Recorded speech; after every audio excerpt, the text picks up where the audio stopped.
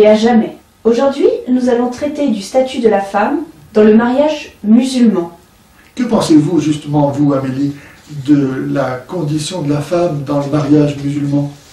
Alors ça me révolte beaucoup par rapport à ma culture occidentale, parce que je crois savoir que la femme musulmane voit son infériorité affirmée dans le fait qu'elle ne peut pas contracter elle-même son mariage dans la religion musulmane.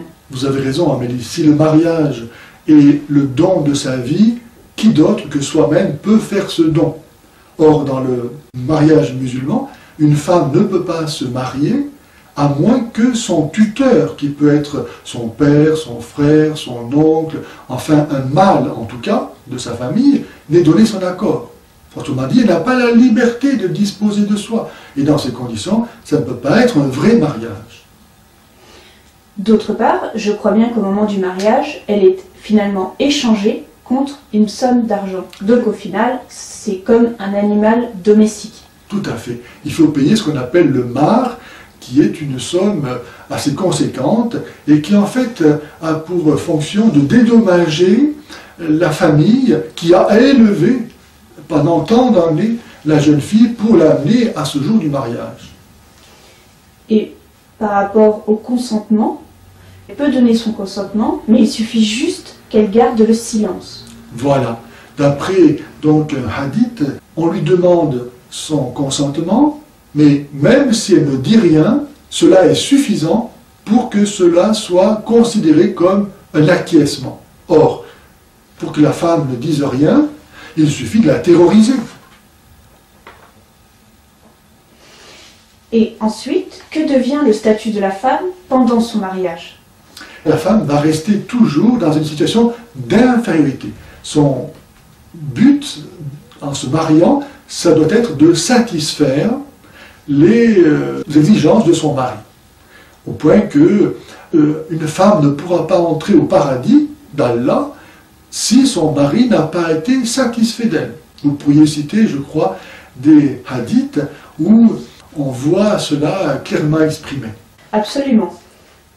L'apôtre d'Allah a dit « Si un époux appelle sa femme dans son lit et qu'elle se refuse à lui, elle le mettra en colère et les anges la maudiront jusqu'au matin. » Il faut savoir que dans ce même ordre de choses, si le mari n'est pas satisfait de sa femme, il peut la battre. Allah lui donne le droit de battre sa femme. Autrement dit, la femme mariée est livrée pieds et poings liés à son mari, à ses pires fantaisies, au point qu'il peut la battre, l'enfermer dans une pièce, la priver de toutes sortes de choses, jusqu'à ce qu'elle soit soumise. Car l'islam, par définition, par essence, c'est la soumission. Et aussi, la femme, lorsqu'elle conclut son mariage, cela ne signifie en aucune manière qu'elle sera seule face à son mari. Tout à fait.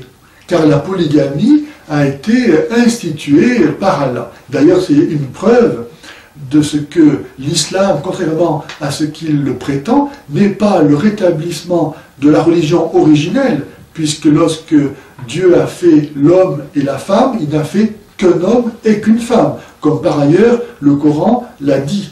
Donc l'islam, en instituant la polygamie, ne rétablit pas la religion originelle qu'il prétend pourtant apporter sur la terre avec le Coran. Et de fait, lorsque donc une jeune occidentale se marie avec un musulman, il faut savoir que si celui-ci le veut, tôt ou tard, elle pourra être amenée à cohabiter avec des co-épouses, jusqu'à 4. Mais quelle est la différence entre une co-épouse et puis les concubines et les esclaves? Car dans le Coran, l'homme, s'il a droit seulement à 4 femmes, il a droit à autant d'esclaves sexuels qu'il veut. Et même les femmes légitimes, ce qui donc institue rien d'autre que l'adultère, même ces femmes légitimes au nombre de 4, pouvant être répudiées, il peut en changer tant qu'il veut. Donc finalement, en quoi cette apparence de justice, de l'égalité, est-elle autre chose qu'une libération de la sensualité sans frein. Et la femme, donc, vit dans un système de polygamie, mais jamais, conséquence de son infériorité, elle-même ne peut épouser plusieurs hommes. Hein? Et je crois savoir aussi que la femme n'a pas besoin d'être majeure. En tout cas, elle n'a pas besoin d'avoir eu ses premières règles.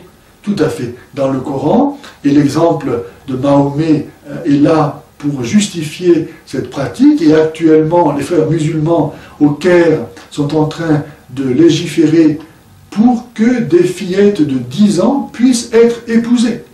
Au motif, les grands savants avancent cet argument, n'est-ce pas, tellement sensé, qu'une petite fille à 10 ans peut déjà être réglée.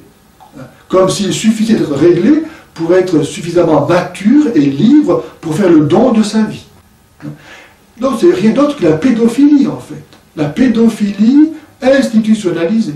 Aujourd'hui, Mahomet serait en prison pour pédophilie, car il a épousé Aïcha à l'âge de 6 ans, et il a défloré, selon les sources musulmanes elles-mêmes, à l'âge de 9 ans. Comment est-ce qu'on peut imaginer que Dieu veuille une telle chose? Et pourtant, ça fait partie de l'islam. Et que se passe-t-il lorsque la femme déçoit ou ne satisfait pas son mari? Quels sont les recours pour le mari? Le mari peut répudier sa femme très facilement. Il suffit qu'il dise 3 fois à la suite « je te répudie », même s'il est sourd. Hein. Du seul fait, c'est magique, du seul fait qu'il dit « je te répudie » 3 fois, la femme est répudiée. Par contre, si la femme veut divorcer, ce qui est très difficile pour elle, parce que n'ayant pas de travail, ayant un statut social très infériorisé, elle va se retrouver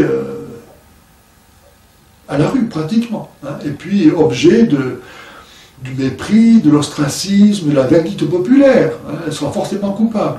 Et au cas où ensuite son mari voudrait la reprendre, eh bien, elle ne pourra pas retourner vers son mari à moins qu'elle ait conclu un nouveau mariage, le temps d'être souillée par un autre homme, ce qu'ils appellent être purifiés, eux, hein, afin que le premier mari puisse l'épouser. Et il y a une catégorie d'hommes, une profession d'hommes, qui se dévouent à rendre ses services, n'est-ce pas? Il y a aussi le mariage temporaire. Il y a un hadith qu'on pourrait citer, vous pouvez peut-être le citer, qui dit comment Mahomet a autorisé la prostitution. Tout à fait. Abdallah ibn Masouda a dit « Nous participions aux expéditions avec le prophète, et comme nous n'étions pas accompagnés de nos femmes, nous lui demandâmes s'il ne fallait pas nous châtrer.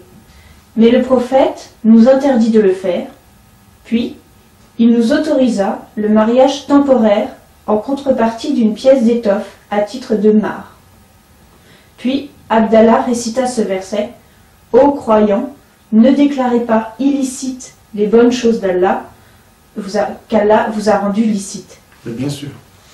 Si c'est Allah qui l'a dit, c'est que c'est vrai. Hein. Et par rapport au mariage catholique? Dans le mariage catholique, la différence essentielle avec le mariage musulman, c'est qu'il est monogame.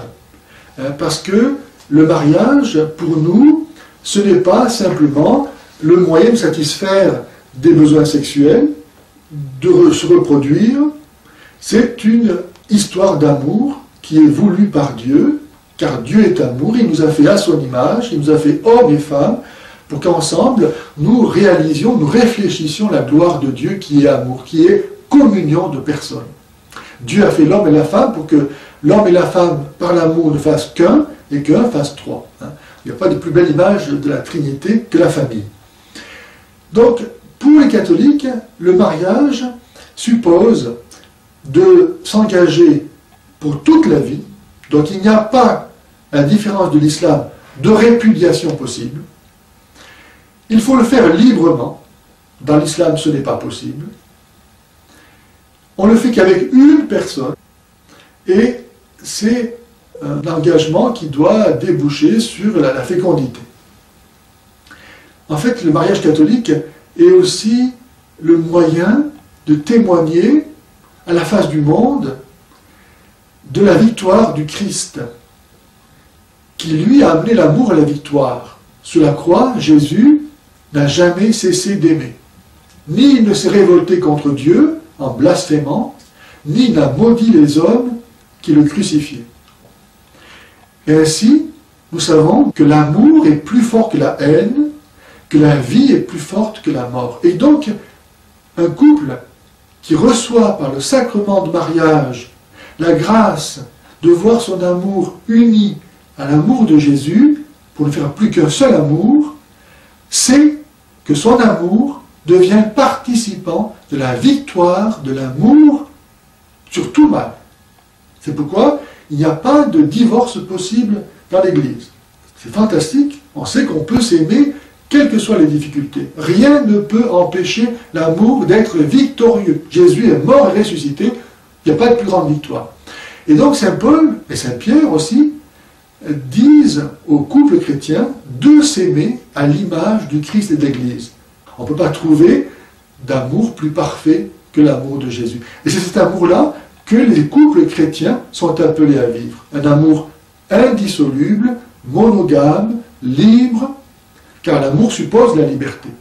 S'il n'y a pas un don libre, il n'y a pas d'amour possible. Vous ne pouvez pas me forcer à vous aimer, Amélie, et moi, je ne peux pas vous forcer à m'aimer. On peut obtenir de quelqu'un une soumission extérieure, mais le cœur, personne ne peut le forcer. Voilà, donc prions pour que de nombreux couples puissent découvrir dans l'amour de Jésus la source véritable de l'épanouissement et du bonheur.